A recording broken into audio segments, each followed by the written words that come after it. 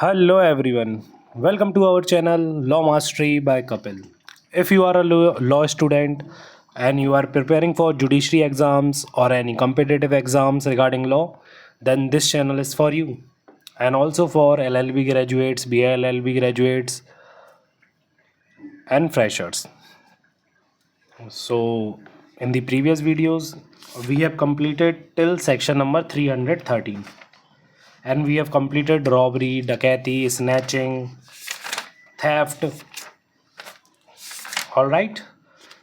uh, and we are on chapter number 17 and we have to start from section number 314 dishonest. ऊपर की heading है of criminal misappropriation of property, section की heading है dishonest misappropriation of property. So चलिए start करते हैं बिना किसी देरी. अब डिसऑनेस्ट मिस एप्रोप्रिएशन प्रॉपर्टी होता क्या है भाई? मतलब किसी की प्रॉपर्टी है, किसी ने यूज़ कर ली अपने बेनिफिट के लिए, तो वो डिसऑनेस्ट है, miss appropriation of property. Whoever dishonestly misappropriates or convert to his own use any movable property, और क्रिमिनल मिस एप्रोप्रिएशन होगा किसका? मूवेबल प्रॉपर्टी का, इमूवेबल प्रॉपर्टी का नहीं होगा. ठीक है, तो shall be punished with dishonestly misappropriate किया है, convert to his own use, अपने यूज़ के लिए, shall be punished with imprisonment of either description for a term not less than 6 months and which may extend to 2 years plus fine. Mandatory है, fine mandatory है and with fine. ठीक है, अब इधर पे एलिमेंट क्या है हमारे? डिसऑनेस्ट इंटेंट है,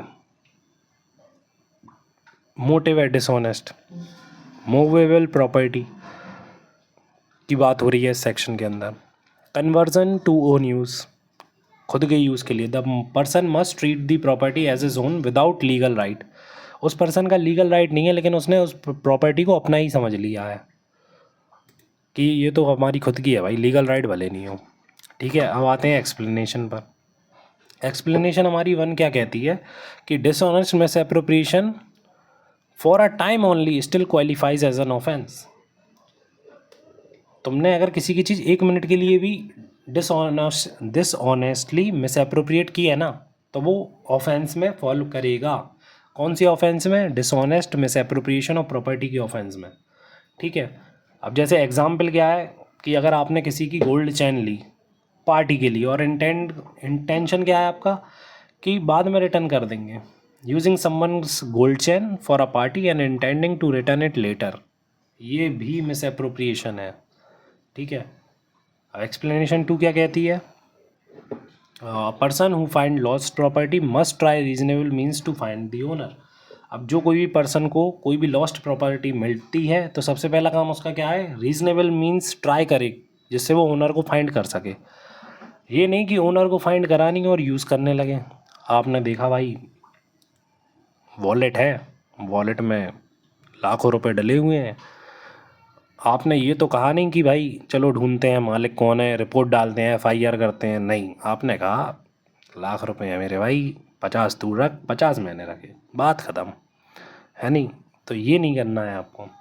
आपको फाइंड करना है ओनर को, जब तक कि वो स्टेप आपके फेल नहीं हो जाए. अगर आपने ओनर को फाइंड करने के लिए स्टेप लिए हैं और वो फेल हो जाते हैं तो बात अलग है.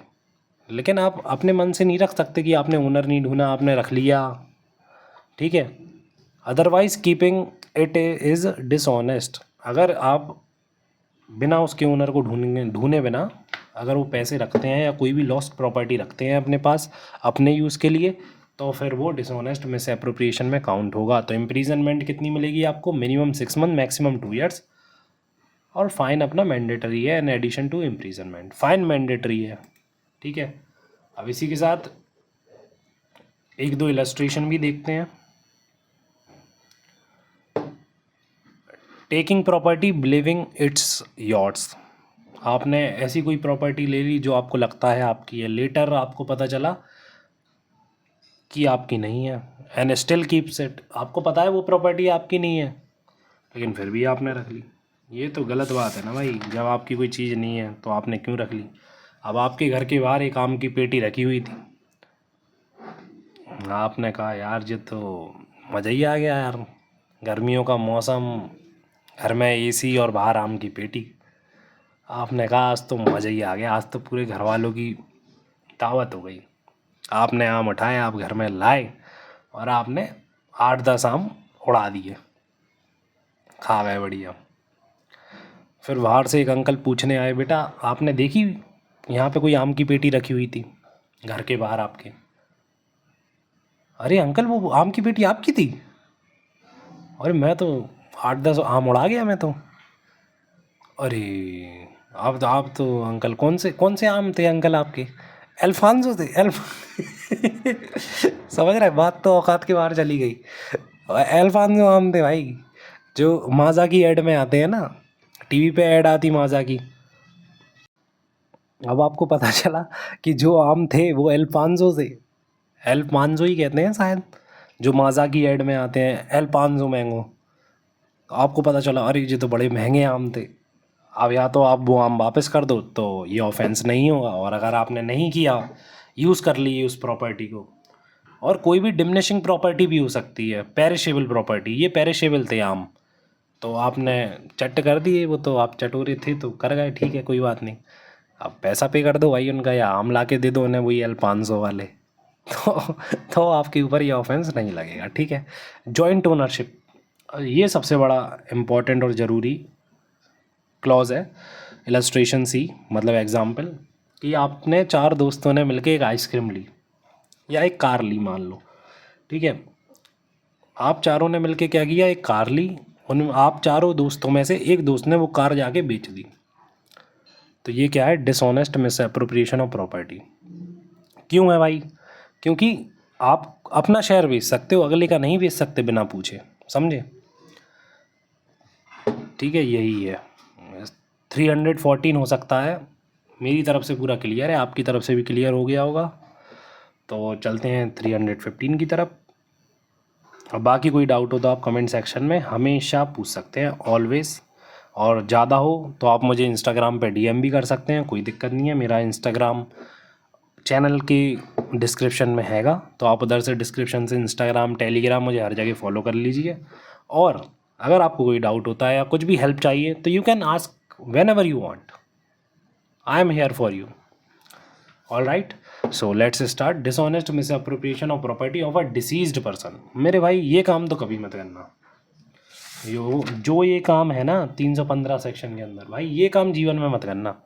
क्योंकि डिसऑनेस्ट मिस अप्रोप्रिएशन तो ठीक है, चलो प्रॉपर्टी का करते हो, लेकिन किसी मरे हुए व्यक्ति की प्रॉपर्टी का, ये गलत बात है। क्योंकि मरे हुए इंसान की प्रॉपर्टी, भाई उसे तो खुश होश नहीं है और तुम उसकी प्रॉपर्टी ले जा रहे हो, है ना।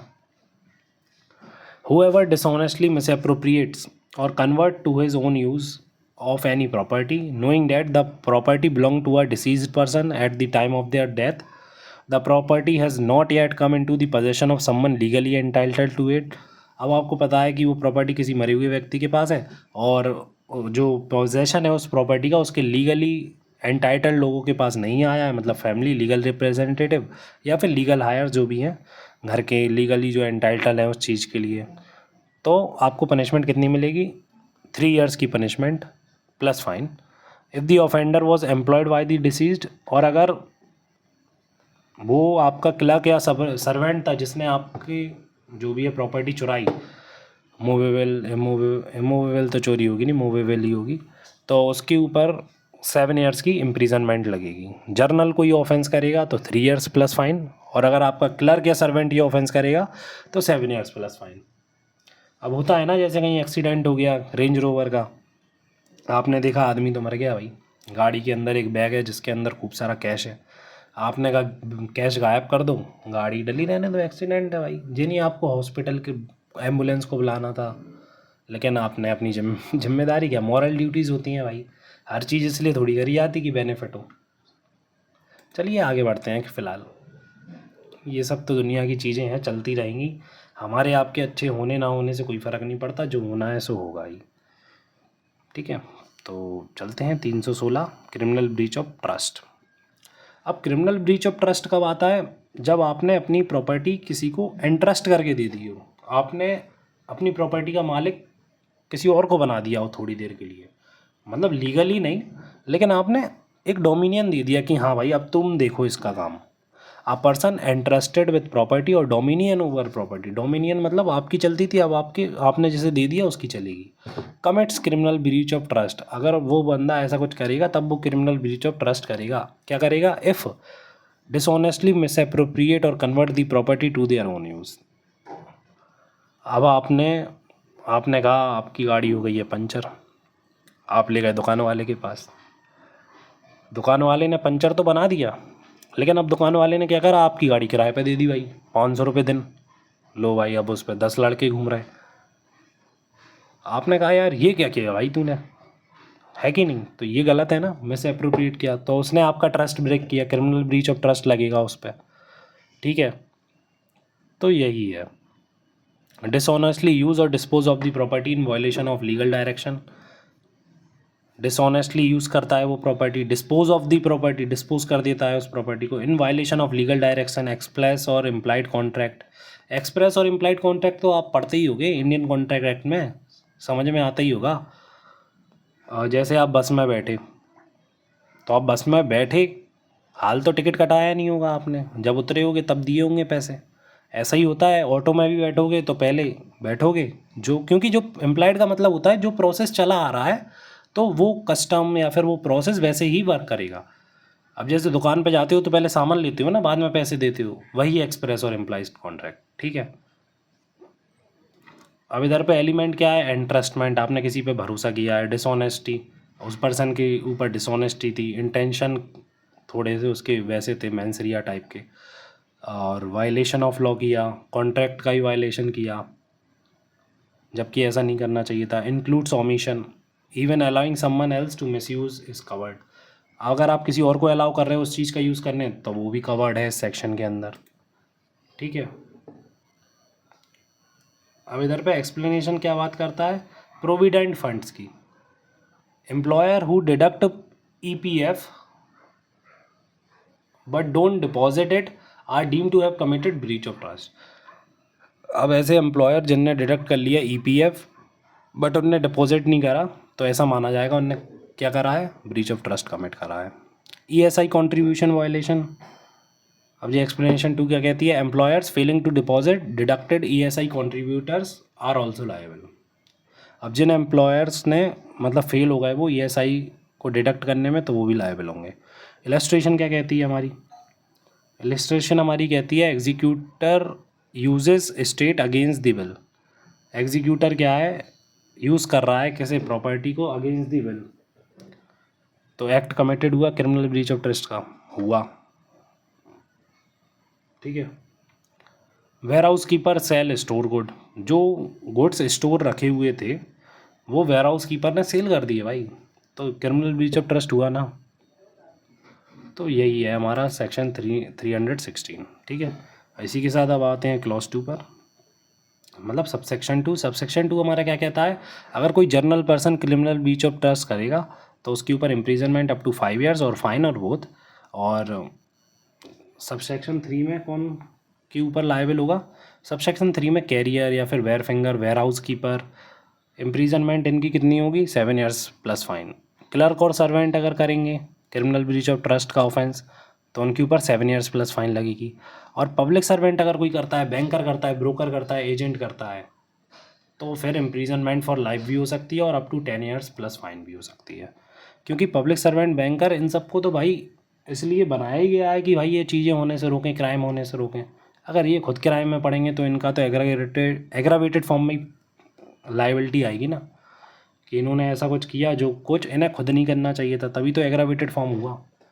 एंट्रस्टमेंट and dishonest conversion are 2 essential element of criminal breach of trust. Entrustment और dishonest conversion are the 2 essential element of criminal breach of trust. ठीक है, अब आते हैं section 317, receiving stolen property. Meaning of stolen property है क्या? A property is designated as stolen if its possession was transferred through। ऐसी भी कोई भी प्रॉपर्टी उसे स्टोलन माना जाएगा। कब माना जाएगा? जब उसका पोजेशन जो है ट्रांसफ़र कैसे हुआ है, थेफ्ट के थ्रू, एक्सटॉर्शन के थ्रू, चीटिंग के थ्रू, क्रिमिनल मिसएप्रोप्रिएशन के थ्रू, या फिर क्रिमिनल ब्रीच ऑफ ट्रस्ट के थ्रू। और जब तक वो प्रॉपर्टी स्टोलन मानी जाएगी, जब तक वो प्रॉपर्टी उस पर्सन के पास नहीं पहुंच जाती जो कि उसे पाने का हकदार है या लीगली एंटाइटल्ड है उसे पजेस करने के लिए। It does not matter if the offence took place in India और अब्रॉड। ये ज़रूरी नहीं है कि इंडिया में ये ऑफेंस हो या बाहर हो, ठीक है। डिसऑनेस्टली रिसीव करते हो, रिटेन्स करते हो प्रॉपर्टी को, एजिस्ट इन कंसीलिंग या डिस्पोज ऑफ, हाइड करने के लिए मदद करते हो, सेल करते हो, get rid of stolen items knowingly, तो ये भी इस सेक्शन में कवर है, ठीक है। अब आते हैं सबसेक्शन 2 पर। सबसेक्शन 2 हमारा कहता है डिसऑनेस्टली रिसीव करोगे या फिर रिटेन करोगे any stolen property, imprisonment up to 3 years और फाइन और बोथ।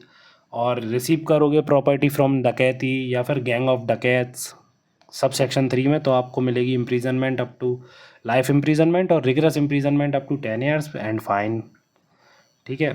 सब सेक्शन 4 पे आते हैं। हैबिचुअली रिसीव्स और डील्स करते हो, हैबिचुअली बेचते ही रहते हो, खरीदते ही रहते हो, यही सब स्टोलन प्रॉपर्टी, तो लाइफ इम्प्रीजनमेंट और imprisonment up to 10 years and fine. Assisting and concealing और डिस्पोजल ऑफ स्टोलन प्रॉपर्टी, अब खरीदने या बेचने में असिस्ट करते हो, हेल्प करते हो असिस्टेंट की तरह, इम्प्रीजनमेंट अप टू 3 years और फाइन और बोथ, ठीक है। यही हमारा सेक्शन 317 कहता है और इसी के साथ 317 कंप्लीट हुआ। अब आते हैं 318 पर। 318 हमारा क्या कहता है? 318 हमारा कहता है a person is said to commit cheating. ऐसा कब माना जाएगा कि उस पर्सन ने चीटिंग कमिट करी है? If by deceiving any person he fraudulently, क्या करता है? फ्रॉडुलेंटली और dishonestly induces that person to deliver property, consent to retain property, do or omit something they would not have otherwise done or omitted। Consent देता है अगर वो person, dishonestly induce करता है फ्रॉडुलेंटली किसी पर्सन को डिलीवर करने के लिए या फिर रिटेन करने के लिए प्रॉपर्टी को, do or omit something they would not have otherwise done or omitted, and such act causes or is likely to cause damage, harm to body, और वो एक्ट जो है वो likely to cause damage cause करेगा, harm cause करेगा body को, mind को, reputation को और प्रॉपर्टी को। एक्सप्लेनेशन क्या है भाई? Dishonest concealment of facts equal deception. अगर आप कोई भी चीज़ छुपा रहे हो, डिसेप्शन कर रहे हो, तो उसे यही माना जाएगा कि आपने क्या किया है? डिसेप्शन किया है। किस चीज़ को माना जाएगा deception? Dishonest concealment of facts को क्या माना जाएगा? डिसेप्शन माना जाएगा, ठीक है। यही हमारा सेक्शन 318 कहता है। इंग्रेडिएंट क्या है? Deception, inducement, dishonest, fraudulent intent, damage और लाइकली हार्म। अब इलस्ट्रेशन क्या कहती है हमारी? इलस्ट्रेशन से देखो काफ़ी कुछ समझ में आता है। Pretending to be in civil service to get goods and on credit. अब आप ऐसा प्रिटेंड कर रहे हो कि आप एक सिविल सर्विस में हो, मतलब IAS IPS हो, तो आपको कोई सामान क्रेडिट पे दे दे, मतलब उधार पे दे दे, तो ये चीटिंग है ना भाई।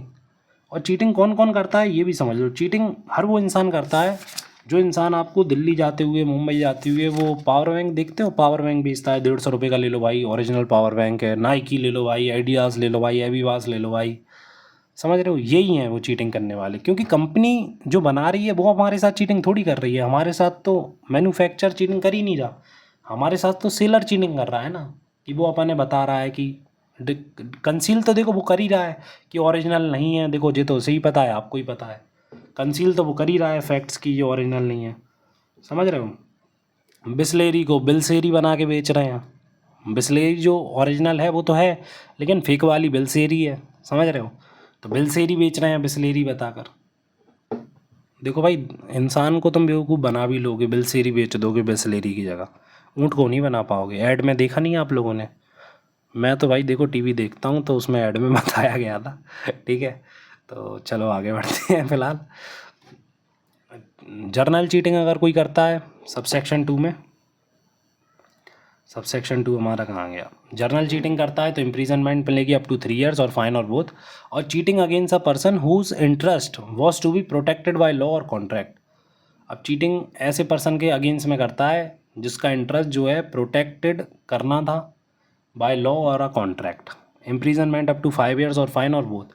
Cheating leading to delivery of property, ऐसी चीटिंग करते हो जिससे प्रॉपर्टी को डिलीवरी मिल रही है और अल्टरेशन हो रहा है, डिस्ट्रक्शन हो रहा है वैल्यूएबल सिक्योरिटी का, तो imprisonment up to 7 years plus fine.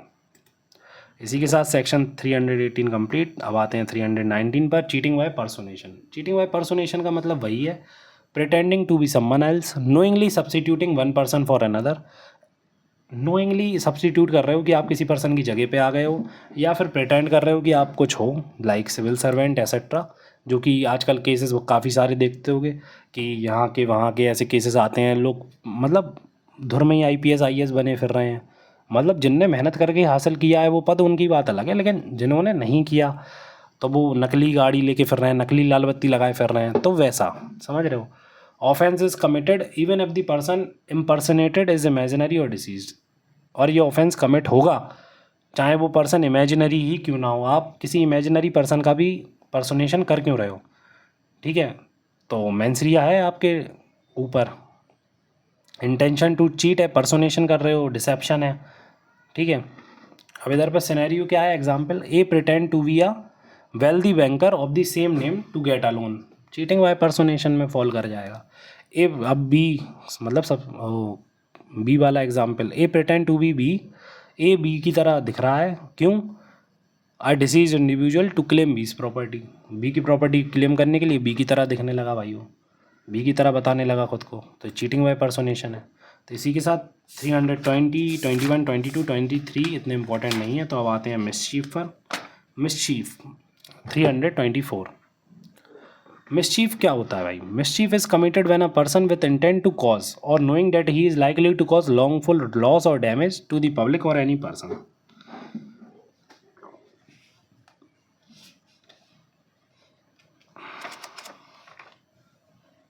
ठीक है, जब भी आप कोई ऐसी इंटेंट के साथ जानबूझकर कॉज या नोइंग आपको पता है कि ये जो आप एक्ट कर रहे हो तो इससे रॉन्गफुल लॉस या डैमेज हो जाएगा to the public or any person, destroys property, changes it condition or situation in a way that diminishes its value utility, injures it. अब इंटेंशन आपकी क्या है, रॉन्गफुल लॉस करना, एक्ट क्या कर रहे हो, डिस्ट्रक्शन कर रहे हो, डिमिनिश कर रहे हो वैल्यू को, इफेक्ट क्या है, लॉस हो रहा है, डैमेज हो रहा है, वैल्यू डिमिनिश हो रही है। Property can belong to anyone inducing the offender in itself, ठीक है। एक्सप्लेनेशन वन हमारी क्या कहती है, it is not necessary that the offender harms the owner of the property. ये ज़रूरी नहीं है कि मिसचीफ के अंदर आप ओनर को जाके हार्म करो, अगर उसे कुछ भी रॉन्गफुल लॉस हुआ है तो वो इस सेक्शन के अंदर कवर किया जाएगा। एक्सप्लेनेशन हमारी 2 क्या कहती है, mischief can be committed even against one's own property, अपनी खुद की प्रॉपर्टी के ऊपर भी मिसचीफ कमिट हो सकता है, लेकिन कब, if the intention is to harm someone else with a legal interest, को ओनर है और क्रेडिटर, आपकी इंटेंशन क्या है, to harm someone else with a legal interest.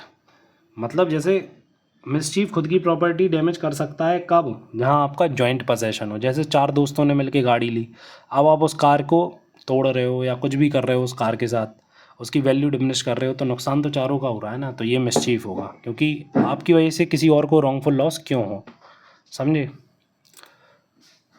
अब इधर पे देखो इलस्ट्रेशन क्या कहती है हमारी, burning a valuable security to harm the owner, तो भाई मिसचीफ है। Letting water into an ice house to melt the ice and cause loss, अब कहाँ कहीं पे बर्फ़ की फैक्ट्री है, अब वहाँ पे आप चले गए पानी लेके, पानी आपने पूरी सिल्लियों पे डाल दिया, सब सिल्लियाँ पे लग गई, लो कर दिया नुकसान, तो मिसचीफ कर दिया ना आपने। अब किसी और की रिंग आपने पानी में फेंक दी, इलस्ट्रेशन सी में, इलस्ट्रेशन डी में destroying property to avoid seizure for डेफ्ट रिकवरी, अगर गवर्नमेंट आपकी प्रॉपर्टी सीज ना कर ले इसलिए आपने वो प्रॉपर्टी को डिस्ट्रॉय कर दिया, ये भी मिसचीफ है, ठीक है। इसी के साथ अब आते हैं सबसेक्शन 2 पर। सबसेक्शन 2 हमारा क्या कहता है, सबसेक्शन 2 हमारा बात करता है बेसिक मिसचीफ की, ठीक है। सॉरी मैं ये ऊपर करना भूल गया था, मैं कह रहा मैं एक्सप्लेनेशन कहाँ है, मैं दिख ही नहीं रही मुझे, कोई दिक्कत नहीं है, वो हो जाता है क्योंकि पढ़ा रहे हैं भाई, देखो दिमाग 10 जगह चलता है, कोई बात नहीं। मैं एक तो लैपटॉप से पढ़ाता हूँ, फ़ोन नीचे रखा रहता है बस वीडियो शूट होने के लिए, क्योंकि अगर मैं फ़ोन में देखूँगा तो भाई इतनी सी स्क्रीन में क्या ही देखूँगा, सामने इतनी बड़ी स्क्रीन है तो मैं उस पर क्यों ना देखूँ, तो कोई बात नहीं, आगे पीछे होता रहता है।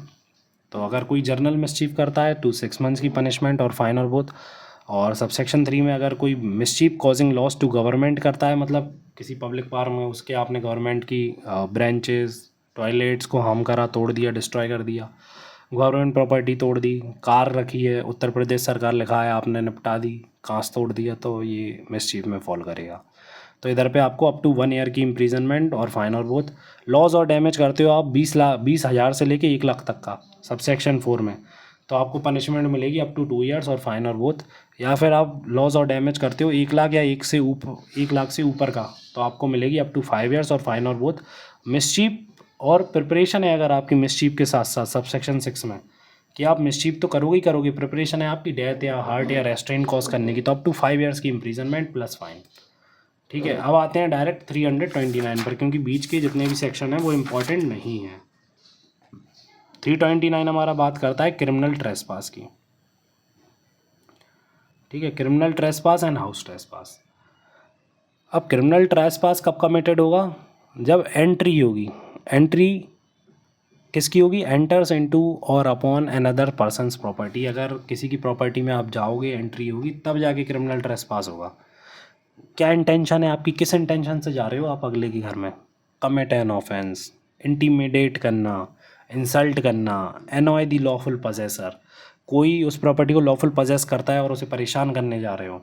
और लॉफुली एंटर्स, लॉफुली एंटर तो करते हो आप, बिल्कुल इज्जत से जाते हो घर में, लेकिन फिर अनलॉफुली वहीं रुक जाते हो विद दी इंटेंशन जो मैंने अभी आपके सामने बोली थी 3-4। फिर आप रुक गए वहाँ पे, बंदूक निकाल ली या कुछ भी करा आपने, तो फिर वो क्रिमिनल ट्रेसपास में फॉल करेगा। अब इधर पे सबसेक्शन 2 हमारा क्या बात करता है? हाउस ट्रेसपास की। हाउस ट्रेसपास कब कमिट होगा? House trespass is an aggravated form of criminal trespass. ठीक है, हाउस ट्रेसपास एक एग्रावेटेड फॉर्म है क्रिमिनल ट्रेसपास की। और वहाँ पे क्या करता है ट्रेसपासर? ट्रेसपासर जो है बिल्डिंग में, टेंट में, वेसल में चला जाता है। किस पर्पस के लिए? पर्पस तो इधर पे दिया है। बिल्डिंग, वो टेंट, वो वेसल किस लिए यूज़ होता है? Human dwelling, place of worship, मतलब मंदिर वगैरह, कस्टडी ऑफ प्रॉपर्टी, इसलिए वो मतलब ड्वेलिंग, ड्वेलिंग हाउस समझते हो ना? ड्वेलिंग, ड्वेलिंग मतलब जहाँ पूजा पाठ होती है, मस्जिद हुए, गुरुद्वारे हुए, इनमें घुस जाते हो आप, तो ये हाउस ट्रेसपास में काउंट होगा। इवन पार्शियल एंट्री, हैंड या फुट, अगर आप थोड़ा सा भी हैंड या फुट भी अंदर करते हो ना, कि आपने हाथ ही अंदर कर दिया खिड़की के, तो ये भी हाउस ट्रेसपास माना जाएगा। या फिर आपने अपना पैर ही अंदर कर दिया, तो इतना इनफ है इस सेक्शन के अंदर लाइबिलिटी आपके ऊपर आने में। मतलब इस सेक्शन के अंदर आपके ऊपर लाइबिलिटी आ जाएगी अगर आपने हाथ भी अंदर करा थोड़ा सा भी। Even partial entry of the body, hand or foot is enough to constitute house trespass. अब ऑफेंस क्या है भाई? क्रिमिनल ट्रेसपास करोगे अगर आप, तो imprisonment up to 3 months or fine up to 5,000 or both. और हाउस ट्रेसपास करोगे तो इम्प्रीजनमेंट अप टू 1 ईयर। ठीक है, और फाइन और अप टू 5,000 फाइन हुई और बोथ। अब क्या है? Lurking house trespass. अब इधर पे है लर्किंग हाउस ट्रेसपास। अब ये क्या है भाई? लर्किंग हाउस ट्रेसपास क्या होता है? ये सेक्शन 330 में है। तो लर्किंग हाउस ट्रेसपास क्या होता है? Definition: when a person commits house trespass and takes precaution to conceal it. किसी पर्सन ने हाउस ट्रेसपास कमिट किया लेकिन प्रिकॉशन ले लिए जिससे वो छुपा सके। क्या छुपा सके? यही छुपा सके कि वो अंदर एंट्री ले चुका है। Conceal it from someone who has the right to eject them, मतलब जिस पर्सन से छुपा सके जिसके पास मतलब राइट है कि वो उस पर्सन को बाहर निकाल देगा। एलिमेंट ऑफ सीक्रेसी इसकी, कि आप चुपचाप से उसके घर में घुसते हो, उसे पता ही ना चले, जिससे वो आपको बाहर ना निकाल सके। समझे आप? तो अब बात करते हैं हाउस ट्रेसपास की, हाउस ब्रेकिंग की, सॉरी। लर्किंग हाउस ट्रेसपास हो गया, हाउस ब्रेकिंग की बात करते हैं। A person is said to commit house breaking if they commit house trespass by entering. देखो, जहाँ पे हाउस ट्रेसपास होगा वहाँ क्रिमिनल ट्रेसपास होना ही होना है, और जहाँ पे ये क्या कहते हैं हाउस ब्रेकिंग होगा वहाँ पे लर्किंग हाउस ट्रेसपास होगा ही होगा। ठीक है, they commit house trespass by entering or quitting a house in any of the following 6 weeks. House trespass कब कमिट माना जाएगा? जब भी एंट्री होगी या फिर आप घर को छोड़ रहे हो। किस वेज में? इन 6 वेज में, ABCDE ये लिखी हैं जितनी, F तक। ए में क्या है? Through a passage made by the trespasser or his abettor. ठीक है, बी में क्या है, through a passage not intended for human entrance like a hole chimney, इसमें से अगर आप आते हो जाते हो एंटर करते हो या क्विट करते हो। और सी में क्या है, through a passage open via improper means removing planks breaking panels. D में क्या है, opening a lock to enter or exit. E में क्या है, by using criminal force or assault or threat of assault. F में क्या है, through a fasten passage which is unfasten by the trespasser or abettor. ठीक है, explanation हमारी क्या कहती है, एक्सप्लेनेशन कहती है एन आउट हाउस और connected building is also part of the house. अगर कोई कनेक्टेड बिल्डिंग है या फिर कोई घर के बाहर एक और घर है तो वो उस बिल्डिंग का पार्ट माना जाएगा of the house if there is immediate internal communication. अगर इंटरनल कम्युनिकेशन है तो ही वो पार्ट माना जाएगा। ठीक है, अब आते हैं सबसेक्शन 1 पर, पनिशमेंट फॉर हाउस ट्रेसपास और हाउस ब्रेकिंग, जो कि 331 में दिया है पनिशमेंट्स। ठीक है, तो क्लॉज 1, लर्किंग हाउस ट्रेसपास करोगे या फिर हाउस ब्रेकिंग करोगे जनरली तो आपको 2 ईयर्स प्लस फाइन की इम्प्रीजनमेंट मिलेगी पनिशमेंट। और लर्किंग हाउस ट्रेसपास करते हो और हाउस ब्रेकिंग करते हो after sunset and before sunrise, night time में, रात में, तो आपको up to 3 years plus fine. Lurking house trespass करते हो सबसेक्शन 3 में with intent to commit an offence, any punishable offence करना चाहते हो तो फिर up to 3 years plus finance. Intent क्या है, थेफ्ट, अगर आपका इंटेंट थेफ्ट का है तो अप टू 10 ईयर्स मिल जाएगी आपको इम्प्रीजनमेंट। सबसेक्शन 4 क्या कहता है कि सेम है subsection 3 but committed at night. Subsection 3 के ही ऑफेंस कमिट कर रहे हो लेकिन वो नाइट में कर रहे हो तो अप टू 14 ईयर्स की मिलेगी आपको imprisonment, up to 5 years plus theft commit करते हो तो अप टू 14 ईयर्स रात में। ठीक है, सबसेक्शन 5 में क्या कहता है, लर्किंग हाउस ट्रेसपास करते हो और हाउस ब्रेकिंग करते हो with preparation to cause hurt assault wrongful restraint और फेयर देयर ऑफ, तो up to 10 years imprisonment plus fine. अब सबसेक्शन 6 क्या कहता है, सबसेक्शन 5 का ही ऑफेंस करते हो लेकिन रात में करते हो तो up to 14 years plus fine. ठीक है, सबसेक्शन 7 क्या कहता है, while committing lurking house trespass और हाउस ब्रेकिंग कॉजेज और अटेम्प्ट ग्रीवियस हर्ट और डेथ, अगर आप ग्रीवियस हर्ट करते हो, डेथ कर देते हो किसी की डे या नाइट में, imprisonment for life up to 10 years plus fine. ठीक है, सबसेक्शन 8 क्या कहता है, during night lurking house trespass और हाउस ब्रेकिंग, नाइट में करते हो और ज़्यादा लोग हो तो ऑल जॉइंटली लाइबल होंगे जितने भी लोग हैं। एनी वन कॉजेज और अटेम्प्ट ग्रीवियस हर्ट या डेथ तो सब लाइबल होंगे, इम्प्रीजनमेंट अप फॉर लाइफ और अप टू 10 ईयर्स की इम्प्रीजनमेंट प्लस फाइन। ठीक है, 331 के बाद 332 इतना इम्पोर्टेंट नहीं है। लर्किंग हाउस ट्रेसपास जो कि 330 में दिया है ना, उसकी एक पॉइंट इंपॉर्टेंट, बड़ा इंपॉर्टेंट पॉइंट है, ये ध्यान रखना कि लर्किंग हाउस ट्रेसपास उसे कहते हैं जब कोई छुप छुपा के किसी के घर में घुस जाता है। लर्किंग हाउस ट्रेसपास कि उसके ओनर को पता ना चले, उस घर के ओनर को कि कोई अंदर आ चुका है। ठीक है, तो अब आते हैं सेक्शन 334 पर, क्योंकि 331, 332, 333 इतने इंपॉर्टेंट नहीं है। ठीक है, 334 हमारा क्या बात करता है, dishonestly breaking open receptacle containing property. ठीक है, अगर आप एटीएम ही उखाड़ लेते हो तो वो इसमें फॉल करेगा सेक्शन 334 में, पैसे चुराने के लिए। This section punishes dishonest or mischievous breaking, क्या पनिश करता है, dishonest or mischievous breaking or unfastens or of any closed container, container मतलब एटीएम मान लो, or receptacle like a box locker chest cupboard safe that contains or is believe to contain property, आपको पता है इसके अंदर प्रॉपर्टी है।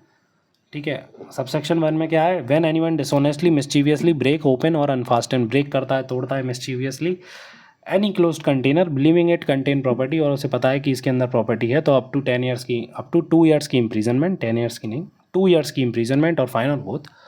ठीक है, सबसेक्शन 2 हमारा क्या कहता है, when a person is interested with such रिसेप्टिकल, और जब भी आप ऐसी प्रॉपर्टी किसी के हाथ में इंटरेस्ट करते हो, किसी को इंटरेस्ट करते हो विदाउट ऑथोरिटी, ओपन से, और वो किसी भी बिना अथॉरिटी के ओपन कर लेता है उस चीज़ को, तो उसे मिलेगी इम्प्रीजनमेंट। और डिसऑनेस्टली ओपन कर लेता है और टू कॉज मिसचीफ, या फिर मिसचीफ करने की कोशिश करता है ओपन करके, मतलब डिस्ट्रॉय करता है प्रॉपर्टी को, तो इम्प्रीजनमेंट अप टू 3 ईयर्स और फाइन और बोथ। ठीक है, इसी के साथ सेक्शन 334 तक हमारा कंप्लीट हो गया भाई, ऑलमोस्ट एंड ऑलमोस्ट काफ़ी BNS हम कंप्लीट कर चुके हैं। लास्ट के अब कुछ सेक्शन रह गए हैं 335 से लेके 357 तक, तो ये हम हो सकता है 2 या 3 वीडियोज़ ही मेरे आए अब, इतने में ये BNS फिनिश हो जाएगी। और इसके साथ मैं सोच रहा हूँ कि BNS के 1 शॉट रिवीजन नोट्स मैं आपके लिए बनाऊँ। लेकिन देखो भाई, उधर का थोड़ा सा प्राइस होगा, मतलब 50-100 इतना तो प्राइस होगा भाई, क्योंकि देखो मेहनत लगेगी, बनाने पड़ेंगे नोट्स। लेकिन ऐसे नोट्स बना दूंगा मेरे भाई कि आपने 1 टाइम रिवीजन ही करना है, फिर एंड टाइम पे बैठ के आप 1 घंटे के अंदर रिवाइज कर लोगे पूरे, ऐसे नोट्स बना दूंगा। I know how to make it. So मैं आपको वही कहना चाहता हूँ। So this was a simple explanation from section number 314 to section number 334। And if you like this video, don't forget to like the channel, subscribe the channel, like the video and share the video and comment on my video please। क्योंकि देखो, आपकी ratings या फिर आपके comments भाई मेरे लिए क्या कुछ कर सकते हैं ये आप भी नहीं जानते। आपके लाइक्स, आपके शेयर्स मेरे वीडियोस को, मेरे को काफ़ी अच्छे लेवल तक पहुंचा सकते हैं। And I need your support यार, आई नीड योर सपोर्ट मेरे भाई। आप मेरे स्टूडेंट हैं, मैं आपको पढ़ा रहा हूँ, तो आप अपने टीचर को सपोर्ट नहीं करेंगे तो किसको करेंगे? और मैं अपने स्टूडेंट्स को सपोर्ट नहीं करूँगा तो किसको करूँगा, है ना? तो keep supporting me guys, and I will definitely make videos if you comment on my channel, if you comment on any topic which you want that I should make a video on that, so please comment, I will definitely make video on any topic which you will say। हाँ, अगर मेरे बस में है और मेरे को वो चीज़ आती है तो मैं उसके ऊपर बनाऊँगा वीडियो। अगर आपका कोई डाउट है ऐसा तो आप कमेंट करिए। और इसी के साथ मिलते हैं आपसे नेक्स्ट वीडियो में, क्योंकि वीडियो काफ़ी लंबा हो जाएगा तो कोई देखेगा नहीं, इसलिए टाटा बाय बाय, मिलते हैं आपसे, लव यू ऑल।